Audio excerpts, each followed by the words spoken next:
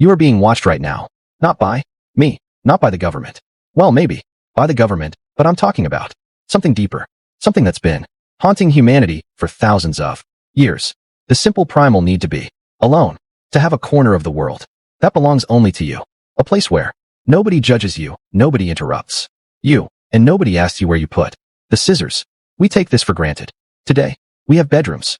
We have bathrooms with locks. We have noise-canceling headphones and do not disturb modes. We have the sacred ritual of pretending we're not home when someone rings the doorbell. But here's the question that should have been keeping you up at night and will now that I've planted the seed. What happened before any of that existed?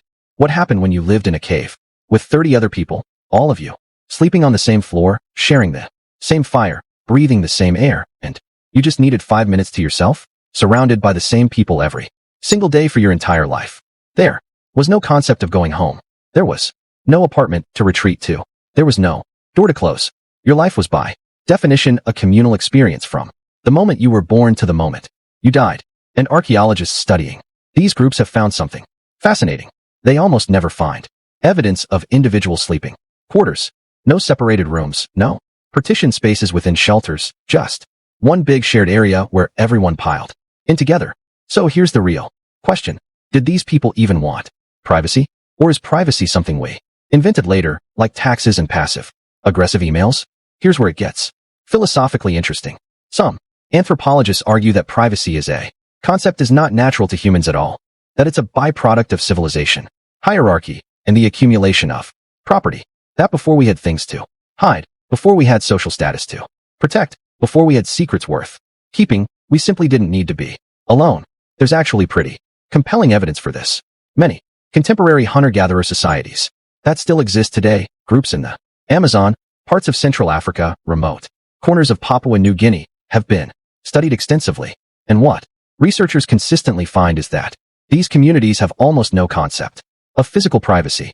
The Pira people of the Brazilian Amazon, for instance, traditionally sleep in close groups, conduct almost every activity in communal spaces, and do not have a cultural framework for the idea that some information or behavior should be concealed from the group. It's not that they have no sense of self. It's that the self for them is not something that requires a closed door. Now, before you start romanticizing this as some kind of pure liberated existence, stop. Because the flip side of this is that everything you do is subject to communal judgment, commentary, and unsolicited opinion. You sneeze wrong, and everyone has thoughts about it. You're in a bad mood, and there is nowhere, literally nowhere on earth you can go to just be in a bad mood by yourself. That sounds like an absolute nightmare. But wait, because even in these early societies, privacy wasn't entirely absent. It just looked completely different from what we know. The first form of human privacy wasn't spatial. It wasn't a room or a wall or a locked box. It was behavioral. Early humans developed something that anthropologists call civil inattention. It's the social agreement, silent and unspoken, to simply not look, to not comment, to pretend you didn't see or hear something even when you clearly did. You see this even today. 2. Strangers in an elevator. Couple having a quiet argument in a restaurant. Someone crying on the subway. The entire social contract of urban life is built on this invisible agreement. I will act as if I cannot see what I can clearly see, and you will return the favor. This was the original privacy, not a room, not a wall, a collective decision to mind your own business.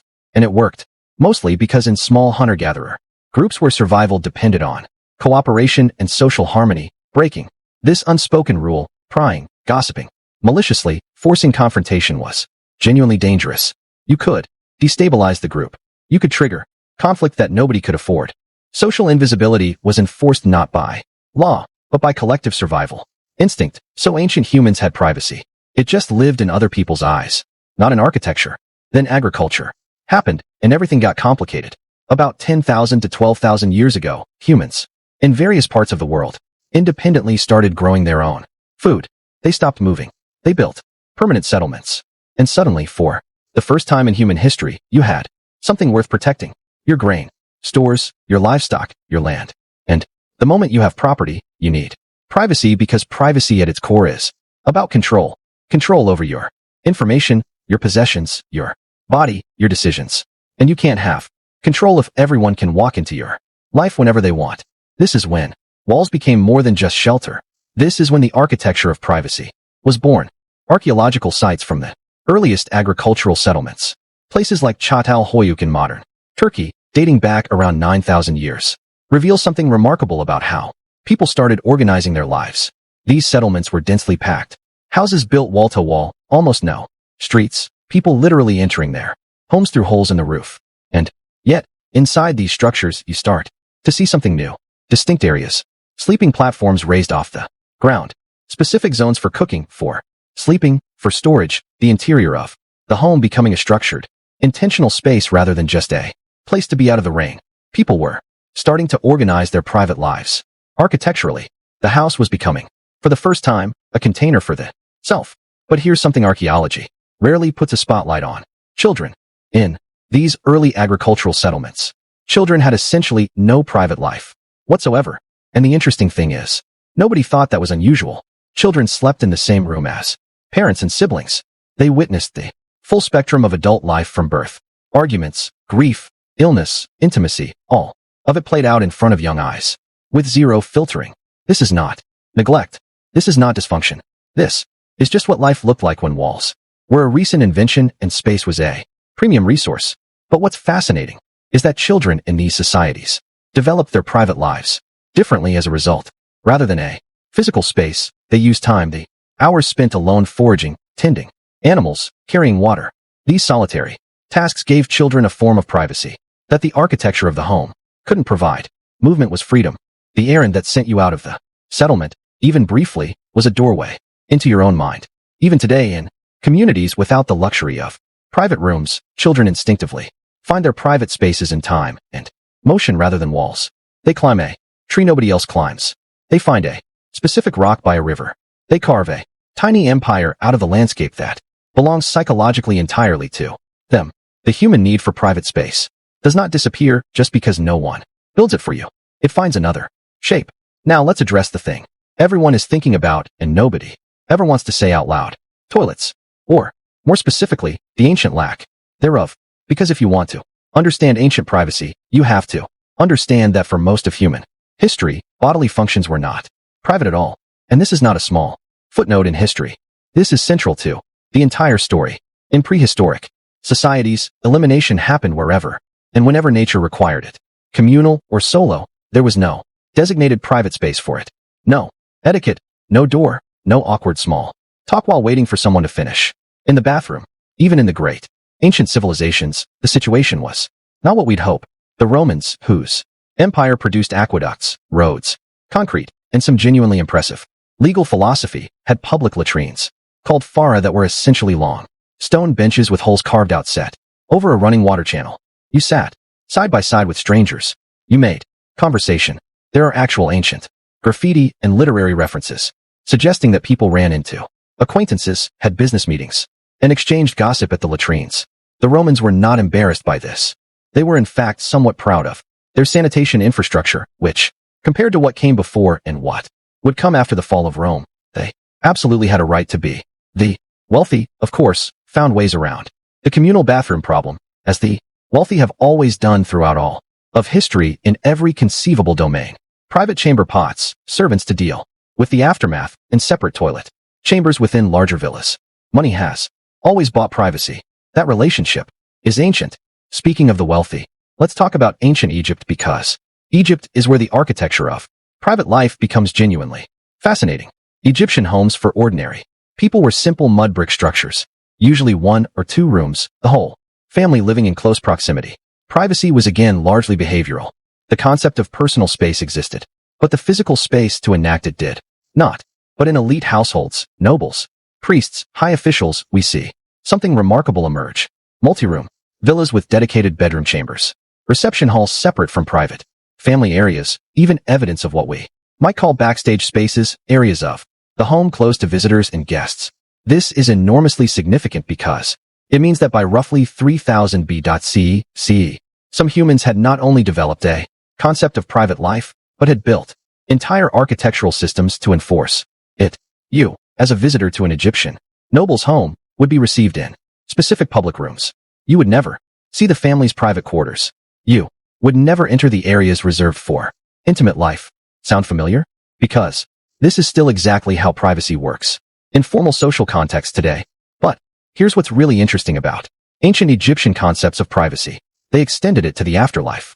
The paired jet, literally house of eternity, was what they called the tomb. The burial chamber, the most intimate space of all, the place where the actual physical body would rest, was designed to be permanently closed, sealed, and private forever. The ancient Egyptians wanted privacy so badly they tried to build it into death itself. Let's shift continents and talk about ancient Mesopotamia, modern-day Iraq, where the first urban civilizations on Earth emerged. Cities like Uruk, which by 3000 BCE may have housed up to 50,000 people, which is a lot of people for the ancient world. And when you have 50,000 people living in close proximity, privacy becomes a pressing social problem. What we find in Mesopotamian law codes, the most famous being the Code of Hammurabi from around 1754 BCE, is revealing. There are specific laws about property boundaries, about entering someone's home without permission, about the protection of domestic spaces from intrusion. This is genuinely remarkable. The concept of the home as a private protected space had become so important that it needed to be enshrined in law. Breaking into someone's house, unlawful entry, was already a serious crime nearly 4,000 years ago, and the penalty for housebreaking in Hammurabi's code, you were to be executed at the point of entry. Specifically, they would kill you and bury you in the wall of the house you tried to break into. Nobody was messing around with home invasions in ancient Babylon. Ancient Greece gave us philosophy, democracy, and the Olympic Games. It also gave us one of the most complex and contradictory histories of private life in the ancient world. On one hand, Greek public life was intensely communal. The agora, the central public square, was the heart of civic life. Political debate, commerce, philosophy, socializing, all of it happened in public in view of everyone. Visibility was status. To be seen in the agora engaged in public life was to be a full citizen. On the other hand, the Greek home, the ous, was fiercely private. And here's where it gets complicated. Who got to experience that? Privacy depended enormously on who you were. Greek citizen men had both public and private life. They existed in the agora and retreated to the ous, the best of both worlds. Greek women, particularly in Athens, were expected to remain almost entirely within the domestic sphere. The private home was simultaneously their protection and their prison. They were absent from public life, not because they chose privacy, but because privacy was enforced upon them by social norms that equated female visibility with indecency. There was a word in ancient Greek for the private sphere, idiot, from which we get the word idiot, because to the Greeks, someone who only existed in the private sphere and never participated in public life was frankly considered a lesser person, a person without full civic existence. Privacy was valued, but too much privacy and forced isolation was a form of social death. There's one more ancient culture that deserves attention here, and it's one that rarely gets credit for its sophisticated relationship with private life. Ancient China, during the Zhou dynasty and into the Warring States period, roughly 100 to 200 B.C., Chinese philosophical traditions developed some of the most nuanced thinking about private life that the ancient world produced. Confucianism, which became the dominant social philosophy, was essentially a detailed operating manual for managing the boundary between public roles and private self. The concept of lie, ritual, propriety defined exactly how a person should behave in every public context. How you greeted your superior, how you sat at a formal dinner, how you addressed your father versus your friend, versus a stranger. Everything had a prescribed form. Everything was performance in the most deliberate sense. But Confucianism was also deeply aware that this performance was exhausting, that behind every public role was a private person who needed space to simply be. The private home in Confucian thought was where authentic relationship lived. The relationship between husband and wife, between parent and child, these were held to a different standard than public conduct. They were protected from the formality of public life precisely because authenticity requires privacy. This is an extraordinarily modern insight. The idea that you cannot be authentic in public, that performance and authenticity are in fundamental tension, and that private space is where the real human being resides. This is not a 21st century psychological concept. It is a 2,500-year-old Chinese philosophical one. In ancient Rome, things evolved further. The Romans developed an extraordinarily sophisticated relationship with private and public life, one that looks in many ways remarkably modern. Elite Roman homes. The domus were architecturally designed to manage the boundary between public and private with great precision. The front section of the home, the atrium and tablinum, were semi-public. Clients came here for mourning. Appointments with their patron. Business was conducted. Social obligations were performed. You presented your public face to the world here. But further back, in the house, past invisible but very real social barriers were the private quarters, the trixenium for intimate dinner parties, the cubiculum, the bedroom, the hordes, the private garden. These spaces were not for visitors. These spaces were for family, for trusted intimates, for the version of yourself that was not performing for an audience. The Romans even had legal protections for this boundary. Roman law recognized that the home was sacred. Domus suas titissimum refugium. Every man's home is his safest refuge. A principle that predates English common laws. An Englishman's home is his castle by over 1,000 years. The Romans also struggled very visibly with the tension between the surveillance of power and the desire for personal privacy. Emperors had informants. Neighborhoods had watchers. Social life was performance, and performance required an audience. The poet Martial wrote extensively about the frustration of early morning solutio, the ritual obligation to receive clients and visitors at dawn when you'd really rather be asleep. Some things about being a public figure have not changed in 2,000 years, but perhaps the most profound and overlooked aspect of ancient private life is the inner dimension. Physical privacy, the closed door, the separate room is one thing. But what about mental privacy? The private self, the inner life that nobody else can access. This was something ancient humans understood with extraordinary depth, and in some ways, they protected it more vigorously than any wall could. Written journals, private letters, personal prayers, addressed only to individual deities. These were ancient technologies of inner privacy. They created a space within. Language itself, a sealed room inside. Communication where the self could be honest in ways that public performance never allowed. The letters of the Roman statesman Cicero to his friend Atticus. Letters he explicitly said were not meant for anyone else's eyes, reveal a man who was publicly a titan of rhetoric and confidence and privately consumed by anxiety, grief, ambition, and self-doubt. The private Cicero and the public Cicero were nearly two different people. This is something deeply human. The gap between who we are in public and who we are in private. The maintenance of a social face and a private face. Ancient humans understood this not as hypocrisy, but as sophistication, as the cost of civilization. So what does all of this tell us? It tells us that privacy is not a modern invention. It is a human need, one that has been expressed, negotiated, fought for, architecturally encoded, legally protected, and philosophically debated for as long as humans have been complex enough to have something worth hiding. It tells us that the specific form of privacy has always reflected the social structure around it. Hunter-gatherers had behavioral privacy. Agricultural societies built spatial privacy. Empires created legal privacy. And all of them, at every stage, had what you might call psychological privacy, the inner life that persists regardless of walls or laws or social surveillance. And it tells us something slightly uncomfortable. Privacy has never been equally distributed. It has always been a luxury. The powerful got more of it. The rich built walls around it. Women were denied it while men claimed it for themselves. Enslaved people had none of it at all.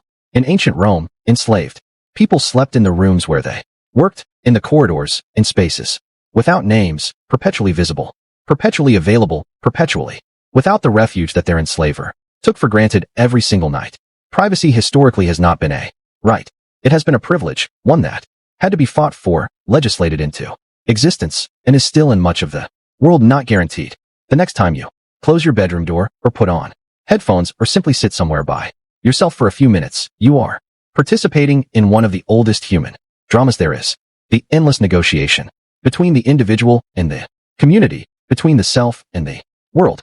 Ancient humans sat at the edge of their fires, watching the darkness, wanting the same thing you want when you lock the bathroom door and just stand there for an extra 3 minutes doing absolutely nothing. That need is not modern. That need is not Western. That need is not a product of individualism or capitalism or the invention of the single-family home. That need is as old as the first human who looked around at the 29 other people they lived with and thought, I just need a